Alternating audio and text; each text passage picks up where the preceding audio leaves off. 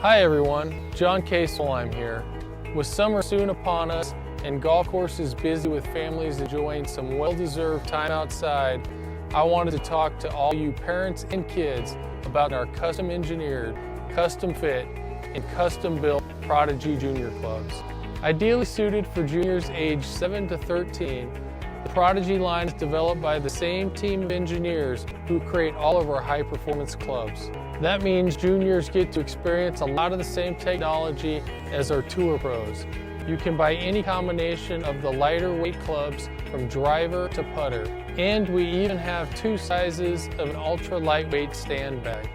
The clubs are custom built by our team of craftsmen here in Phoenix, Arizona, with each club in the set undergoing the same precision process as our adult clubs to ensure the same quality, performance, and reliability that Ping clubs are known for. Of course, before we custom build them, we want your junior to be custom fit. Our data scientists have developed an easy-to-use online fitting tool that provides recommendations for club length, flex, lie angle, and set makeup. I encourage you and your junior golfer to experience the process in the fitting section on our website. We also know some parents are hesitant to invest in premium clubs knowing that kids may soon grow out of them. We feel your pain. That's why we developed the Prodigy Get Golf Growing program. Here's how it works. Purchase 5 more Prodigy clubs in one transaction and receive a one-time free upgrade to the club specifications.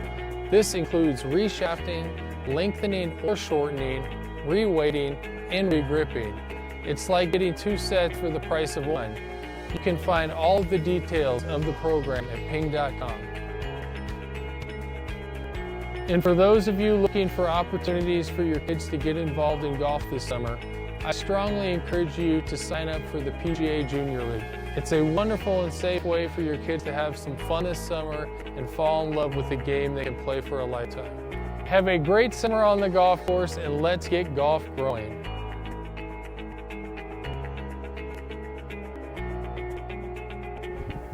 Hello, my name is Greg Gross, and welcome to the 2020 Patriot All-American Junior Clinic presented by Ping. Scott Johnson here with me. Scott is the director for the First Tee here in Phoenix. And we are thrilled to be here at the Wigwam today for our first virtual clinic. Yes, it is 2020. Scott, tell us a little bit about the First Tee here. Thanks very much. The First Tee Phoenix, we've got 15 locations across the Phoenix area. We have sent this out to all of our kids here locally and to all the chapters across the U.S. Dedicated with the First Tee. So I just want to thank everybody. Thank you, Greg. Appreciate this very much. Again, as you said, 2020, normally we'd have 80 to 90 kids out here doing a clinic prior to the players coming out, but this is the next best thing. So again, thank you very much, and good luck, gentlemen. Thank you, Scott. So obviously it's 2020. We're living in the world of COVID. We're going to be socially distanced out here for this clinic. Fair enough, guys. Why don't you take a step farther back, a wider there? That's perfect. Get a little farther away there. That's perfect. So at this time, let me ask these our clinicians to introduce themselves. First up, David Laskin. Talk about yourself, David. Hi, everybody. My name is David Laskin. I am from Elk Grove, California, which is just outside of Sacramento, California. I'm a 5th-year senior at the University of Arizona. Again, thank you, COVID, for that. I actually got started in the First Tee. My mom, when I was 6 years old, took me and my sisters out to the First Tee in Sacramento at Hagen Oaks Golf Complex, and I got started out there. The First Tee is kind of where I really wanted to start playing golf. I played in, I don't know if they still call it the Little Inkers program. I started there and won the end of the year tournament when I was 8 years old, and I was all like, wow, I actually kind of really want to start playing this game. And I got my first real set of clubs was the Ping Moxie set, and that kind of got me really started, and now I'm just playing a lot of amateur and college golf and getting ready to turn professional next year. Thanks, David. Next up, we have Charlie Musto. Hey everyone, I'm Charlie Musto. I've come from Stoner, Virginia, which is about 30 minutes outside of Washington, D.C. I grew up playing golf my whole life. About in high school, I realized I wanted to do something more, so I decided to play golf at the Naval Academy, and come this spring will be my last season there. So it's been a good ride. And next, Sean Yu. Hi everyone, my name is Sean. I'm a senior at San Jose State University. I was born in Taipei, Taiwan, which is about 14-hour flight from LA. I am a communications major, and I started playing golf when I was 9. My dad took me to a small driving range in a small town, and I immediately fell in love with it. Been playing golf ever since, and I think I knew what I was doing when I was like 13, and I wanted to become a professional golfer after college. And finally, our feature today, Ryan Rasmussen. Hi, my name is Ryan Rasmussen. I've been playing golf for about 6 years. I'm a 5th grader, and I go to school at an elementary in Goodyear, Arizona. I've been playing golf for about 6 years, and I first saw my dad playing golf when I was born. I really liked it, so I wanted to start playing. I got my first set of clubs when I was about 4 years old, and I wanted a lesson down here, and I started to get really good. And so my dad put me in a golf tournament called U.S. Kids, and I really enjoyed it. Ryan, I think you're going to be in communications when you're in college, and there's no doubt about that. So, David, talk about growing up. Who was really influential in you taking over playing golf, and what about what was the best tip you ever got? Yeah, so I would say probably some of the most influential people are obviously my parents. They got me started in the game. I grew up on a golf course in Elk Grove called Valley High Country Club, and I was able to go out there with my sister anytime I kind of wanted, and we just started playing the game there. And my first coach, Dave Bingham, he kind of got me started in the game, kind of really started honing my skills and getting better. So to have him there and showing me the ropes of how to really start playing golf and how to make good swings he was a really influential person in my life. And I guess probably one of the best tips I got when I was younger was to always hold your finish. It's really shows good intention to your target, and when you hold your finish and have good balance, it's going to really make it easier for you to hit good shots. And if that's like your focus starting out, I think that's a really good tip to have. So I started playing golf ever since I could pretty much walk, thanks to my parents, mostly my dad, who introduced me to the game. Throughout my years, I bounced around a couple swing coaches, one a close family friend who was instrumental in my growth as a person, not only on the golf course but off. I then went to a swing coach called Steve Bostosh, who helped take my game to the next level, kind of focus more on the intricacies of the game. And so that led me to college golf. And I think the best tip that I ever got growing up is to just make sure your fundamentals are down: posture, alignment, and grip. With those 3 things, you can play some pretty good golf. And Sean, in Taiwan, who was your most influential young person in your game? Definitely my dad. I didn't really have a coach growing up. My dad was always the guy for me. He would basically just read off magazines on the tips on how to swing a golf club, basically, and then teach me how to do it from there. I think the most beneficial tip that I can give you is probably rhythm and tempo. It's very important to be in good tempo and good rhythm throughout your swing in order to hit to the target that you wanted to. All right, and Ryan, who's the most influential person in you playing the game today? Most influential person in my game was probably my dad. I watched him golfing, and I kind of want to start getting into it. And he gave me a few tips and tricks. And then now I have a coach. His name's Blake, and he coaches me here, and he gives me a lot of good tips on finishing, grip, and alignment, and all of that. Perfect. So for everybody watching, we're encouraging you all to call in with questions. And we've got our first questions here. I think the question was directed towards the University of Arizona, and it was, what happened at the Territory Cup? That's a tough question. I don't know. We've got a new football coach now, so I'm hoping that we kind of get off the ground a little bit, get some wins going next year, and hopefully it's a better season. I'll just chalk it up to 1 year. Not great. I think we might still lead the overall record over ASU, so I'll still take that. Great first question, right, David? Okay, so now so I encourage you all to send in the questions.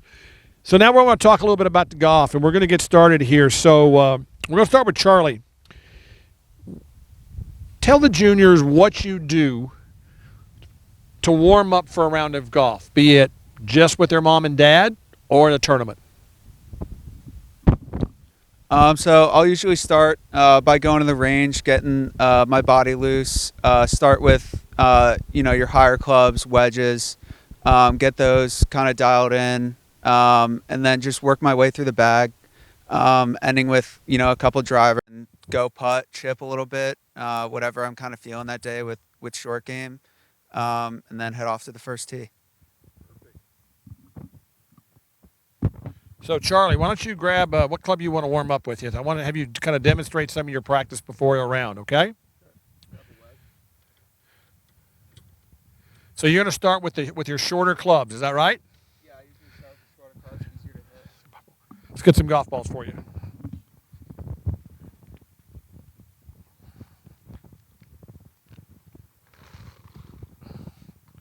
You just keep talking and what you're thinking about. So usually for the first couple balls, I'll just kind of hit out into the range, see how I'm feeling over the golf ball.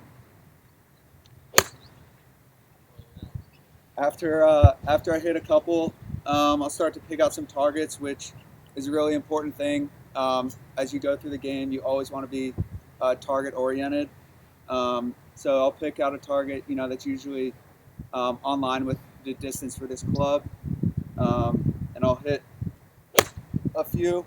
It's about what, 90, 95 yards, 100 yards? Yeah, that's about like 100 to 110. So you're going to start with your shorter clubs. About how early do you start? It's for a tournament round, okay? How far ahead do you start prior to your tee time? About an hour. Okay, so you got about an hour. That includes range and also the putting green, right? Yeah, I would say about 30 on the range and then 15 short game and putting. Often we see junior golfers, they run up and they grab their driver because that's the one they want to hit. But it's important, and talk to them about working up through the set as they warm up. Sure. I think that's just the child. I still have that ambition. To just hit the ball as far as you can.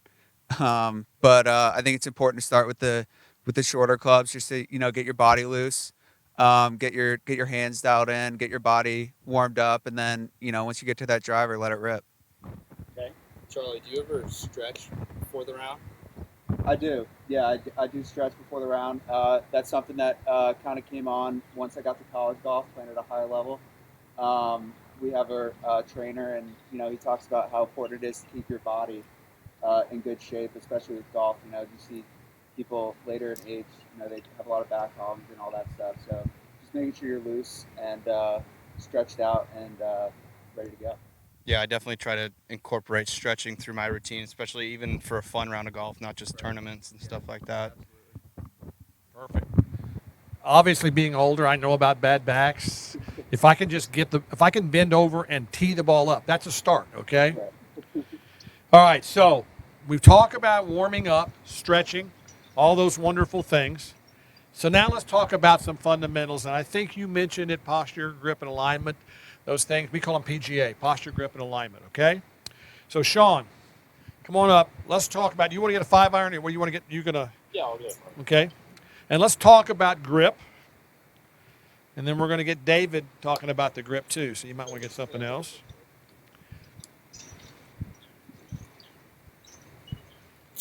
All right. So there's different types of grips, right? When you were little, did you start off with 10-finger grip? Yes, I started with a baseball grip. A baseball grip, which is all 10 fingers on the grip. That's because you weren't strong enough? Now, Did you have your thumb straight down? Or how show the camera here what you looked like when you were a junior? It was about, my thumb was all overlapping. Top out. The other hand was basically on top of the left hand. Kind of like a baseball grip. Yeah, kind of like a baseball. And you did that for about to what age? What do you figure? About 11, 12. So about 2 years into my golf career. Okay. So then you started working on the grip that you have today. Is that correct? Yep. Let's try and talk about that and show the juniors what you do. So I started overlapping my grip. So I started with my left hand and the thumb on top of the logo, and I'll overlap with my right hand. And my little finger would basically be over my index finger, and put my right hand over the top of the left thumb. Now, where's your left thumb? Is it straight down the shaft? Yep. Okay. Left thumb is straight down the shaft. Okay. Are your palms facing each other pretty much? Basically. Okay. Fair enough. All right. So, did you ever really change your grip when you were younger, or did you just stay with it? I stayed with it. I try not to mess around too much with the grip because it takes a while to get used to it. And what about grip pressure?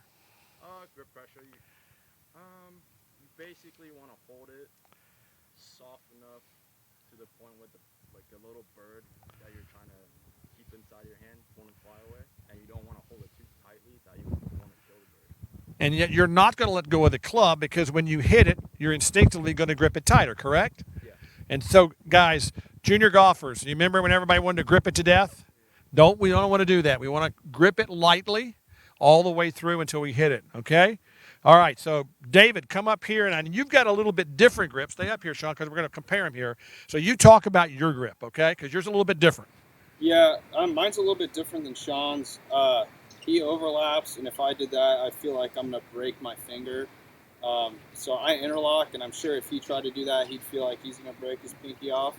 So I'm like same with Sean. I kind of try to keep it to where my glove hand is kind of, the thumb is going straight down the shaft, and then I put it in where I interlock my pointer finger and my pinky finger, and then put it on the club.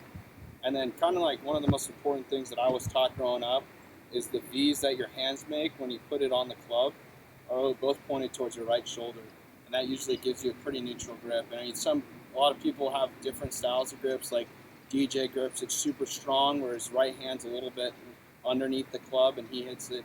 It's a little bit more shut at the top and hits hold off fades all day. And there's other guys that have a little bit weaker grip where their hand's more on top of the glove hand, and that makes it probably hit a little bit shorter than DJ, but hit a little bit more cuts with that. So, David, and I guess Sean as well, what would you say is the determining factor for, going with the overlap or the interlock? I think it just probably feels what's best for me. And I felt pretty good with it when I hit the ball, so I didn't really want to change anything else. Okay. Yeah, I want to say for me it just kind of felt really natural. I have a little bit smaller hands, so when I was growing up, I had somebody tell me with smaller hands it might be better to overlap than interlock because my fingers weren't big enough to be able to fit over the club like they do now. So, I mean, just because I've stuck with it for so long, I've just stuck with interlock. So, guys, let's bring Ryan up, and you all look at his grip, and let's talk about it a little bit. Charlie, why don't you kind of help out there? Sure. Let's see it. Well, what kind of grip? Okay, let's see it on the ground. Okay, so I would say his hand position right there is pretty good for a 10-finger grip. Like David mentioned, these two little V's right here, they're pointing in pretty much the right spot. That looks pretty good to me. Really good. How old are you, Ryan? I'm 10. So you started, when did you switch from 10-finger grips? When did you all start? Probably when I was like 10 or 11, I started interlocking. Around 12. Around Ryan's age. So just about your age. Pretty soon you're going to go into the grip that you'll probably have the rest of your life, okay? Like a winner. We've got a question here, guys. Came in, it said, and just going to go back a second, it said, what happens when you're warming up, like you were talking about your warm-up, and you're not hitting it well on the range? What do you do? It's a great question. Sure. That's a good question. I know, in the past years, I've had times where I warm up great and go out and shoot 80, and other times I warm up poorly and go out and shoot 68. So I mean, I wouldn't put too much thought into how the ball is coming off the face really, because when you get out and play, you want to forget about all the mechanics, all that good stuff, and just go out and play the game. and just try to get the ball in the hole as quickly as you can. There's an old saying, guys, I'm sure you've heard it in baseball, you don't throw strikes in the bullpen. So just because you don't hit it well on the range has nothing to do with what's going to happen on the first tee. Is that correct? Yeah. All right. Okay, so let's keep on going on. That's a great question there. So let's keep on going with some of the fundamentals now. Okay, so let's talk. Sean, let's get you up there. You're the tallest one here. Let's talk about your posture. Okay, talk about the things that are important to you. You can describe it, then you'll turn it around so they can kind of see it. Okay. So for me, I'm a little taller than the normal. I would stand what's comfortable for me to hit the ball, and then I'll put my arms straight down. Obviously, not too tight and not too soft. What's comfortable for you is the best position. So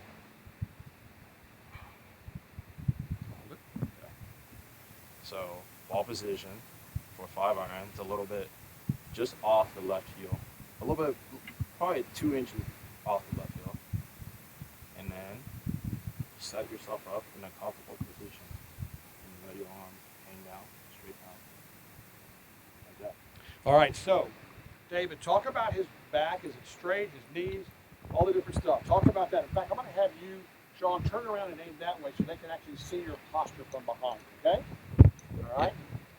David, why don't you talk about those important things? Yeah, so it looks really good because he's got a really flat back, and it looks like he's in an athletic position. You don't want to be too straight-legged because you won't gain enough power, and too squatty to where it's going to be really hard to make good contact. So when you got a good athletic position where he's got just a slight knee bend and also has a good flat back, I think he'll be able to make a really good turn and hit solid shots from that position no matter what.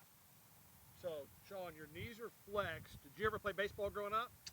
Tiny bit. Okay, so shortstop, you got to have your knees flexed because what happens? You've got to be able to go left or right. So if you keep the knees like a shortstop, that's a great way to see how much your knees bend. Okay.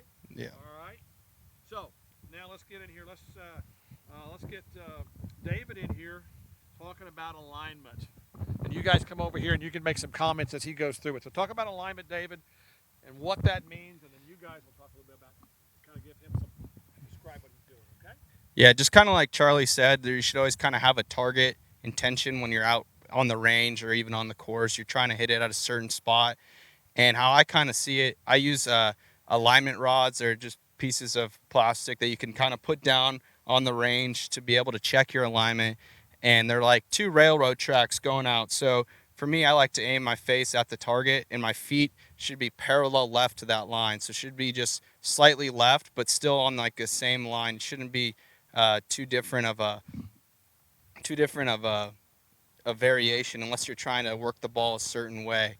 So for me, I just kind of get those 2 railroad tracks in my head when I'm setting up to the ball, and when I feel like I'm in a good position to where I'm trying to start the ball and finish the ball, it's usually a good spot. So I'm going to ask the guys to come up, put a couple of clubs down here like a railroad track, and watch how he sets up to them.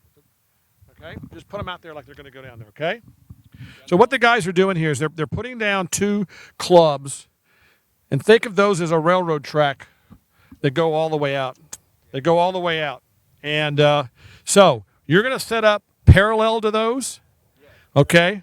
Or it could be right angles, whatever you want to think. Is that correct? Yeah, exactly. So I kind of like to use this one that's closer to the club face for the face alignment. Obviously, this one's just going to be slightly still left of the target, but it's still parallel, so it'll still be aimed straight. I always think that the club face is about 80 to 90% of where the ball goes. So when the club face is aimed at the target, it's usually going to go there. Okay, so you're set up and those railroad tracks go out towards the target. But is the ball going to go straight towards the target, or is it going to fall left or right? It kind of depends on the shot that I'm trying to hit.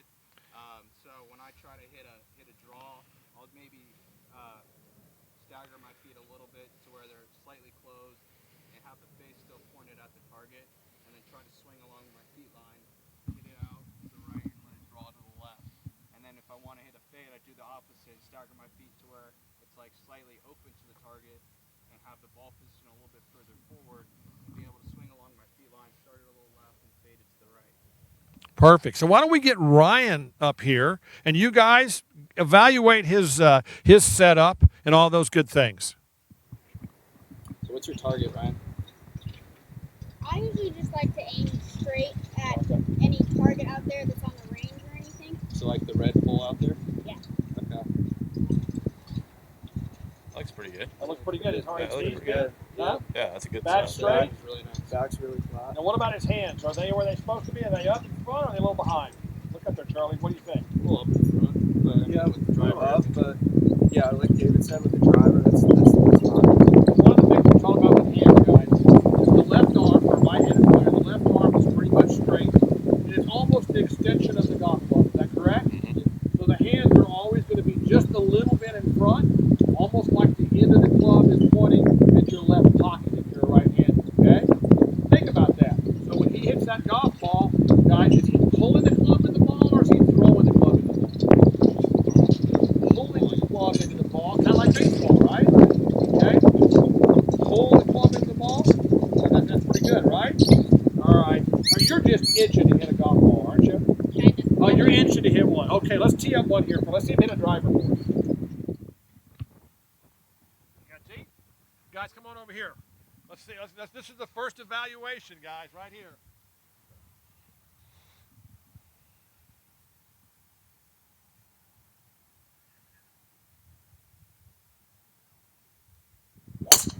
Yeah. How about that one, huh? Nice one. A little draw? Yeah.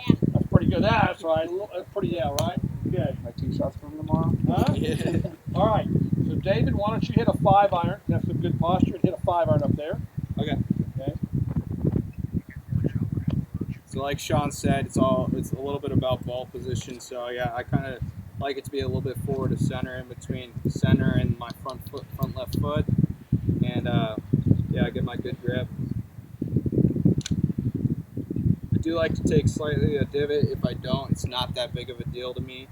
But if I take a little bit of a divot, it's usually a good sign.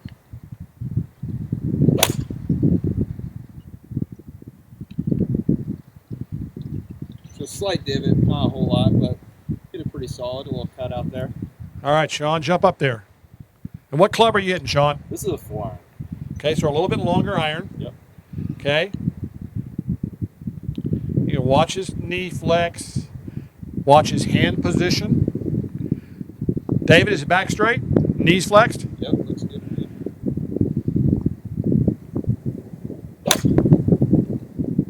Yeah. That's pretty good right there. Jump in there, Charlie. Now, Charlie, as you're getting ready to hit this one, I know Sean talked about balance, I believe, earlier. So what does he mean by balance? Talk a little bit why that is important in the golf swing. Yeah, absolutely. Well, you know, obviously, like you want to stay centered as best as you can, just to eliminate as many variables as possible throughout the golf swing. So for me, I like to feel like when I set up to the ball, I first like to feel like my weight's kind of underneath the middle of my shoelaces. And then I kind of try to bend over from there and keep my back flat. And then wherever my arms or hands end up after that is where they're going to be. And so for this, for a 5-iron, I'll play it a little further up in my stance, closer to my front foot. And then I'll just try to make a similar swing as to any other iron.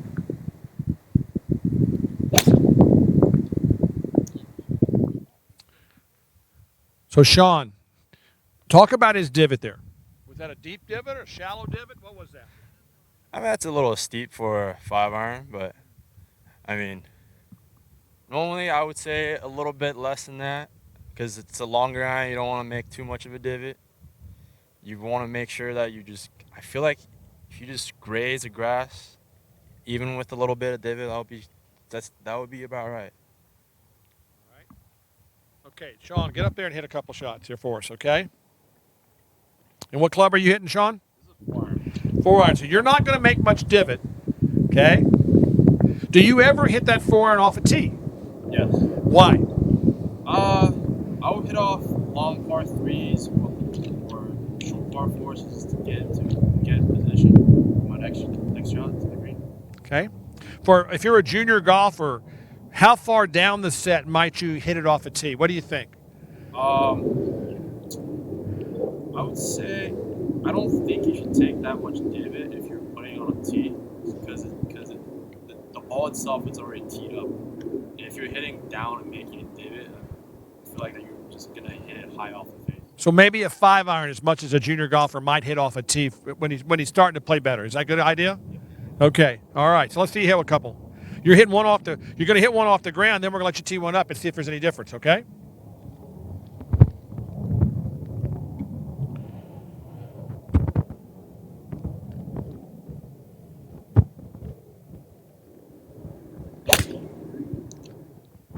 Again, a shallow divot. All right, so let's see you hit one off of a tee here, okay? How far do you usually hit that club? About 215, 20. Ooh, that's farther than I could go on a holiday sometimes, okay?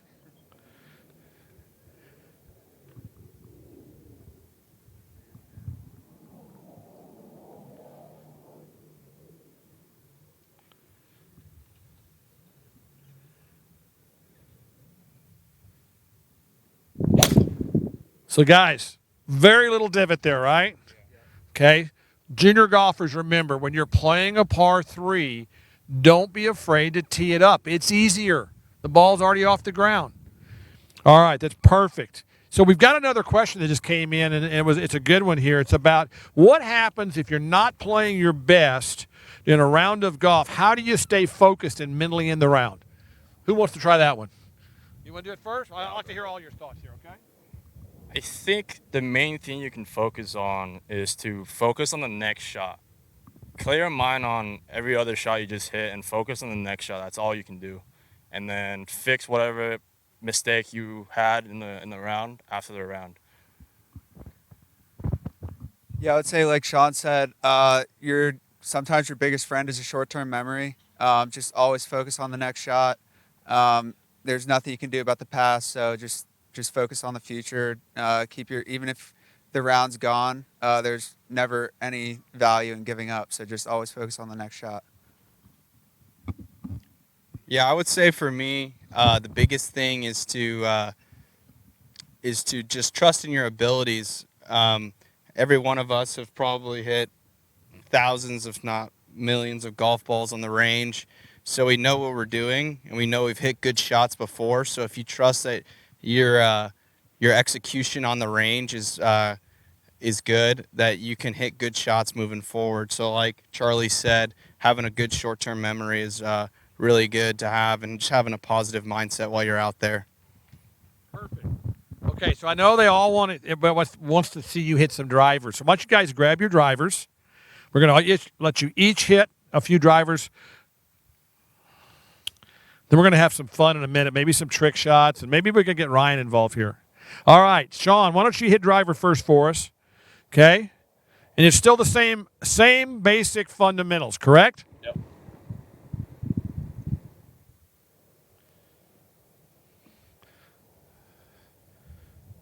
How high do you tee it up?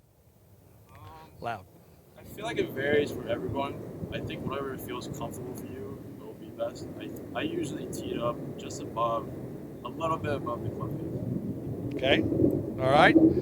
Talk about ball position when you get over it, okay? So with the driver, you want to put your ball just on your left heel. For a right-handed player. For a right-handed player, yes.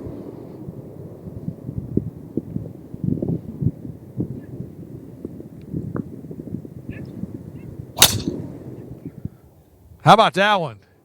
That ball didn't move. That was a frozen rope right there. All right, go in there, David.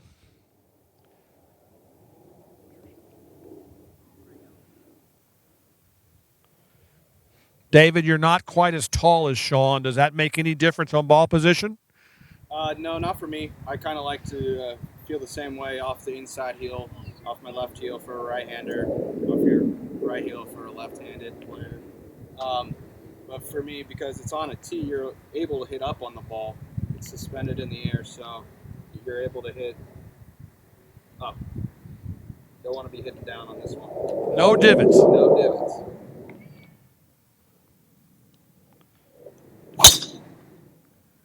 Another great golf shot. A little draw there. A little right to left movement. Charlie, Tough act to follow there. Yeah, I know. Now these guys, San Jose State, Arizona, they probably go to class 3 to 4 hours a day, have some time to study, and then they go spend the rest of the day playing golf. Right? Pretty much, guys. Right? Is it different at the Naval Academy? Yeah, it's a little bit different. We usually wake up in the morning, go to formation at 7 a.m. And then it's pretty much a high school schedule. So you have 6 periods, which starts at 7:55, ends at 3. Then we get about from like 3:30 to 5:30 at the course. Come back, eat dinner, do homework, go to bed, and it's pretty much on repeat for the whole semester. So. And we appreciate what you do and what you're going to do in your future career as Americans. All right, let's see you hit a driver.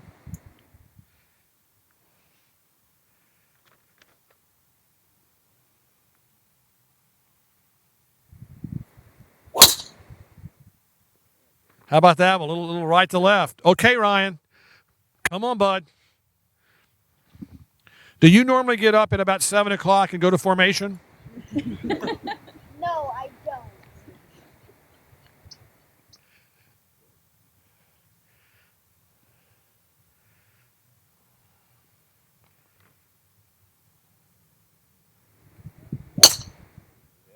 That's pretty good right there. Little draw also. Okay, so before we get to having some fun with some trick shots and things like that, let's think about a rules question. I know that's part of the game. You guys had to all learn the rules. Those of us who are old had to learn them again a couple of years ago because they all changed.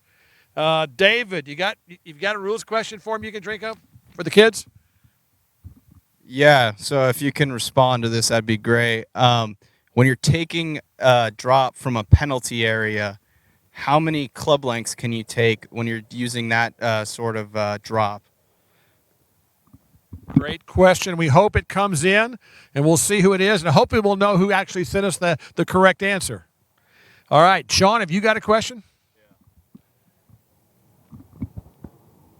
So what happens when you hit it out of bounds? Do you hit it? Do you take a drop from where you hit it, or do you re-tee it and you hit it from the tee box? All right, there's the second question. Here's the third one. When you find your ball on a cart path, how many club lengths of relief do you get? Perfect. So we're waiting to see if some of the juniors out there around the country respond to those. We're going to keep on going right here. So we talked a little bit about what you do at the Naval Academy. Are you a senior? Is that correct? Yes, sir. So what's next? What will happen in your career? I'm assuming, are you going to try to play professional golf, or is there something else in mind? Professional golf, that'd be a little tough given my schedule for the next 5 or 6 years. So upon graduation in May, I'll be commissioned as an officer. And then around September time, I'll be going to intelligence school in Virginia Beach and pursuing a career in naval intelligence for at least the next 5 years. And then after that, we'll see. Fantastic. Now, there was a pretty famous Navy college golfer that's now and on the PGA Tour. Who's that? That would be Billy Hurley. Former Palmer Cupper, captain of the golf team, and he's a very successful player on tour. So who knows? Maybe Charlie will be there as well, okay? All right, so we got any of those questions back? We have any answers? Tough questions, okay? All right. Sean, what's next for you? I think just finish out college in the next 5 months, and then hopefully I get inside of top 15 on PGA University. If I do, great. I can earn a status on a Mackenzie Tour or a Korn Ferry Tour. If not, then I'll do Q School. I'll sign up for Q School maybe in the summer, and we'll go from there. So, Sean, help me here. Now, you're from Taiwan. Do you have to go back and do military service in Taiwan? I do, yes. Talk about that. Normally, it's 2 years. It has been cut to 1 year, but I've represented Taiwan to play Asia Pacific Am last year, I believe, in August, and I can use that to cut my military time to 2 months or 2 weeks. Sorry. And Ryan, when are you enlisting for the military? No, I'm sorry. Okay. David, what's next? Yeah, I'm kind of in the same boat as Sean, but no military for me yet, or as of right now. But yeah, I'm gonna be doing playing college golf for the next 5 months, and then after that, depending on what the PGA Tour University goes by, I'll either be doing Q school for the Mackenzie Tour up in Canada if they have it. It's still up in the air for that, and then just try to work my way to the PGA Tour. So two of you have talked about PGA Tour University. That's something brand new. PGA Tour started this, announced it a year ago. And basically, if you complete your eligibility and school, and you've worked your way up a national ranking, then you can earn status right out onto the Korn Ferry Tour. It's not like the NBA or NFL draft, but you can actually do what you do in college to get out there. It's a new thing. It's very important to college golf, but it's also about staying in school, guys. Is that right? Yes. It awards staying in school, getting the degree while you're playing golf, okay? So that's really important. All right, so now it's going to have some fun, okay? Everybody likes to hit trick shots, right? And I challenged these guys earlier, what could they do that we could then have Ryan do it against them, okay? So I said, I think these guys need to hit it off of their knees, a driver off their knees against Ryan, and then we're going to figure out who hit it the farthest. How about that one? So, Charlie, are you up? Are you first one? Okay. You're going to get on your knees. Now, come on over here, Ryan. Here's the fun part of this, Ryan. You get to heckle him. You get to mess with him, okay? Fair enough? You think you can do that? Yes. All right.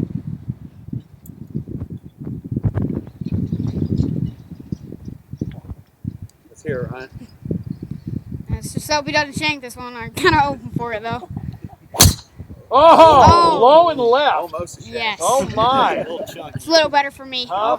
Okay, Ryan, you get up there. Let's see. You hit one. Let's see if you hit it better than Charlie did. And you guys, we have to, I mean, we would never think about heckling Ryan, would we? When are you going to grow up and get tall, huh? Who hit it the farthest? It's Ryan. Yeah, Ryan. Yeah, you got Navy down. Okay, David, you're up next. But here we go. You got to get creative, Ryan. You got to heckle him. Think about your life here at school. Give me your worst. Come on, man. Don't let a 10-year-old be you. I thought Ryan was just heckling Ryan, me. come on. Ooh, that one was pretty good. It's going left, though. Is it going left? That's not a fairway finder. Do you want him to have to hit another one? Yes. Because you didn't really see where that one, you didn't get a chance to heckle him, so you need to hit him another one, right? He needs another one, right? Yes. Okay. It's tough to keep balance on the knees. It's not like your feet.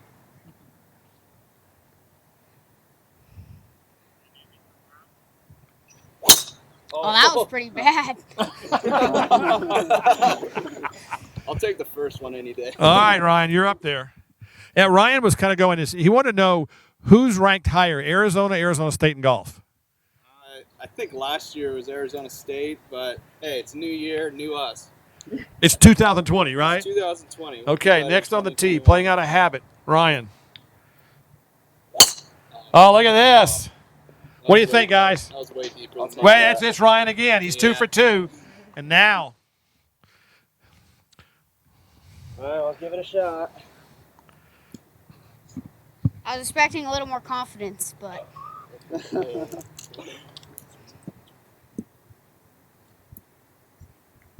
So you said you played baseball. A little bit. Were you a home run hitter? Probably not.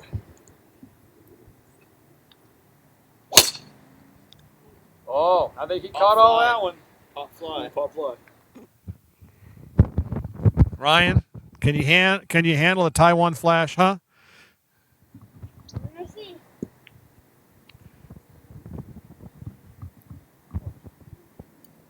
All right, let's see it. Here's the DJ.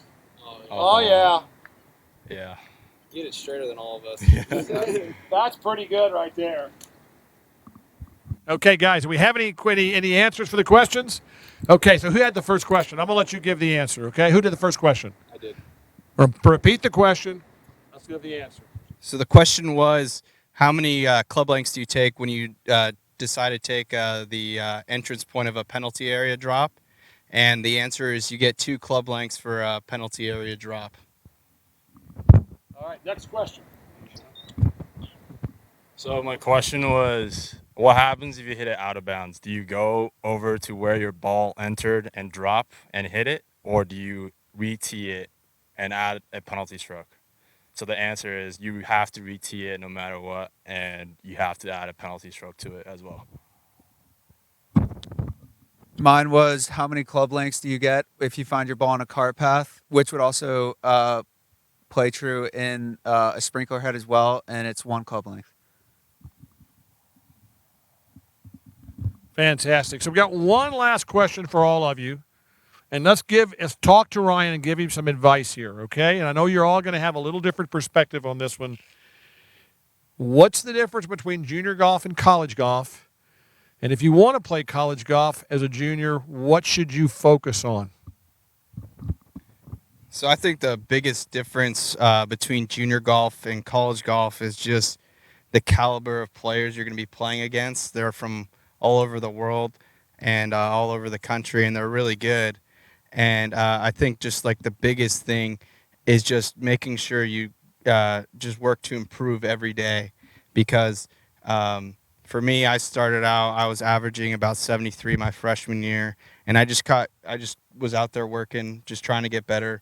And the better you get, the older you get, the more experience you'll have will kind of help you progress further, get to the top ranks, be able to play in tournaments like these where you're competing against some of the best college players in the country. And so if you want to play in college, which I'm assuming you do, it's really important just to practice and just try to get better every day. I think just to enjoy the game, just keep having fun, play tournaments as much as you can, get the experience up, and send the results to your coaches or to your golf or college coaches. I think the best tip I can give you is trust the process. Don't give up. Realize what your dream is. Keep focusing on that, and have fun. Yeah, going off of David and Sean, I would say, just day in and day out, putting in the time and just gaining as much experience as you can throughout your junior career. I heard a great quote. It's like putting pennies in a jar every day, and then one day you'll have $100. So I think if you just kind of live by that, you'll end up in a pretty good spot. And one of the big differences that I love about college golf and junior golf is you're part of a team. And the work that you put in not only benefits you, but benefits your team. And that's something unique to the game of golf, which is, we don't really see a lot of it professionally, except in the Ryder Cup. So that's something that I've really appreciated. Guys, and finally now, Ryan, 5th grade, you're 10. You've said you want to play junior golf right here on national streaming TV, basically. Go ahead. Where are you going to commit to play college golf for? No, I'm just kidding. Where do you want to play college golf? I mean, I don't really know where I want to play college golf yet, but my goal is just to try and beat my dad. That's all I'm trying to get to. Have fun, and try and beat him and beat my brothers and everybody. It's all right. You can say you We were trying to coax a commitment out of you. We didn't get it. You're playing the field really well there, okay? So, everybody out there that's watching today, I want to thank Charlie, Sean, David, and of course Ryan for being here. This is the first time we've tried to do a virtual junior clinic. We make it up as we go. We hope you got something out of it. We hope you learned a little bit. And again, we want to thank the Ping Golf Company and Prodigy Golf Clubs for being the sponsor for our junior clinic. Till next year.